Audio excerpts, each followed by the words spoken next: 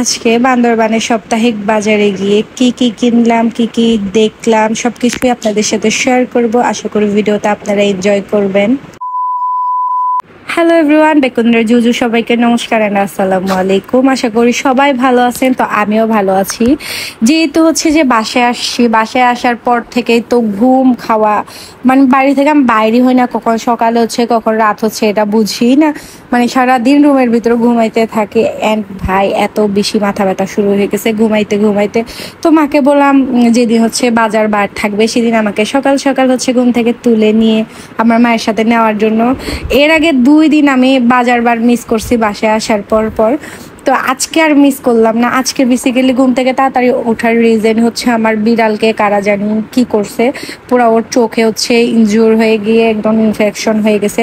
ডাক্তারের কাছে নিয়েছিলাম, বাট হচ্ছে ডাক্তার হচ্ছে বসে নাই, সো আবার কালকে নিব।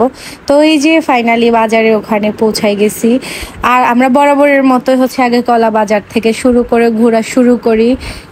কার কার আমার মতো মায়ের সাথে বাজারে যাইতে অনেক বেশি ভালো লাগে অবশ্যই কমেন্ট করবেন। আমি তো মাঝে মাঝে হচ্ছে যদি ঘুম থেকে উঠে আমার মায়ের পিছন পিছন বাজারে চলে যাই। তো এই যে আমরা গিয়ে ফার্স্টে হচ্ছে এই তারার বন্দাটা কিনি 50 টাকা দিয়ে 3 বন্দা। এটা আমার অনেক একটা ফেভারিট খাবার। আমরা বিজুর সময় পাজনে মিক্স করে খাই, বা এটা মাছের সাথে রান্না করে খেলে অনেক বেশি মজা হয়।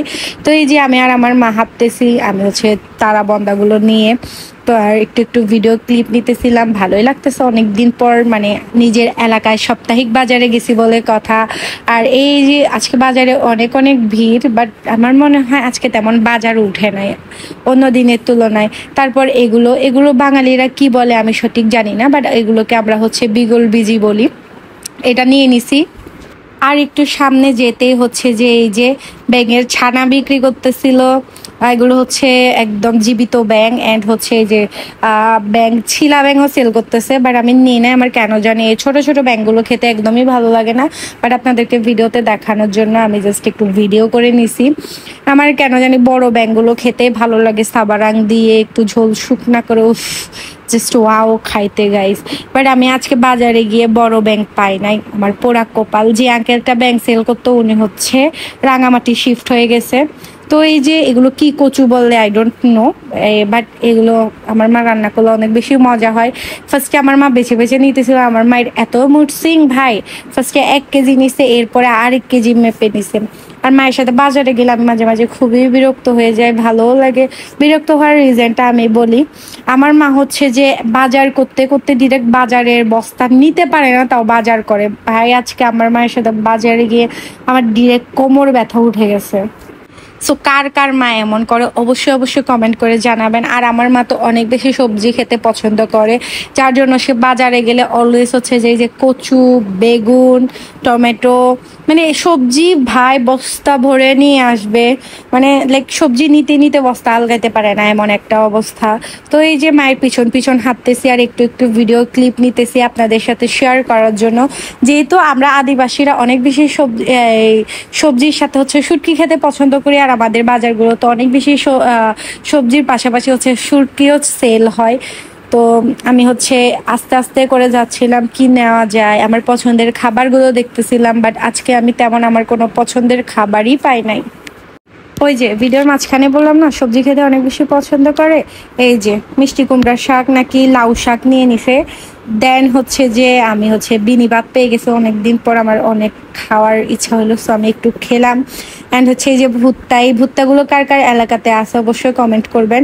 আমি শুধু আই থিঙ্ক আমাদের 3 পার্বত্য জেলাতেই এই ভুট্টাটা দেখছি শুধু। অ্যান্ড হচ্ছে শামুক কার না খেতে পছন্দ করে, আমাদের আদিবাসীরা সবাই শামুক খেতে অনেক অনেক বেশি পছন্দ করে। দেন এই যে যেখানে হচ্ছে মাংস সেল করতেছে ওখানে আসছি, শুকরের মাংস, মুরগির মাংস, এখানে অনেক রকমের মাংস আছে, গুই সাপের মাংস। তো আমরা হচ্ছে আগের দিনই আমার মা বাজারে আসার আগের দিনে হচ্ছে যে আঙ্কেল মুরগি সেল করে, ওনাকে হচ্ছে আমাদের জন্য মুরগির ঘিলা কলিজা অ্যান্ড হচ্ছে ডিম অ্যান্ড মাংস রেখে দিতে বলে। তারপরও আজকে আঙ্কেলের দোকানে অনেক অনেক ভিড় থাকার কারণে আমাদের অনেকক্ষণ দাঁড়ায় থাকতে হয়েছে এই জায়গার মধ্যে। ভাই আমি জাস্ট বিরক্ত হয়ে গেছিলাম। তো এই যে মুরগির ইয়াটা আমি জাস্ট হালগাইতে পারতেছিলাম না, কারণ অনেক ভার হয়ে গেছে যেহেতু মাংস বলে কথা। আর একটু সামনে গিয়ে হচ্ছে এটা মেবি সাগরের হচ্ছে কি একটা মাছ বলে, এই মাছটা হচ্ছে যে আমরা নিয়ে নিই। এটার সাথে হচ্ছে যে কলিজা একটু নিছি অ্যান্ড এই যে ফাইনালি দিয়ে দিছে। এটা অনেক তাড়াতাড়ি পাইছি অ্যান্ড হচ্ছে আমার মা হচ্ছে আবার এই মাছটা বাছাবাছি করতেছিল। ভাই আমার মায়ের নেওয়াই শেষ হয় না। দেন এটা কি মাছ বলে আমি জানি না। এখান থেকে আমার মা ফাইনালি 1 কেজি নিয়ে নিছে। এই মাছটা ছিলতে এখানে অনেকক্ষণ মনে হয় দাঁড়িয়ে থাকতেছে। আবার দেন নিছি 1 কেজি শুকরের মাংস।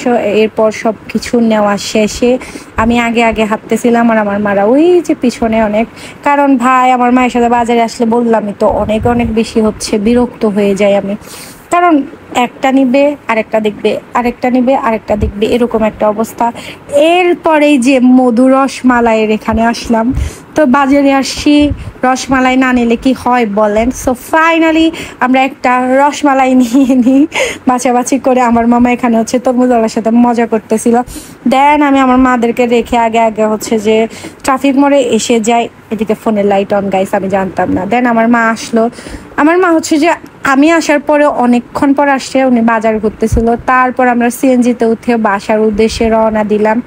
এই আজকে আমার হচ্ছে ব্লগ, আর কি বলবো, আপনাদের সাথে হচ্ছে শেয়ার করলাম। ভালো লাগলে অবশ্যই লাইক কমেন্ট শেয়ার করবেন। তো thanks for watching my video. সবাই ভালো থাকবেন, সুস্থ থাকবেন, বাই বাই।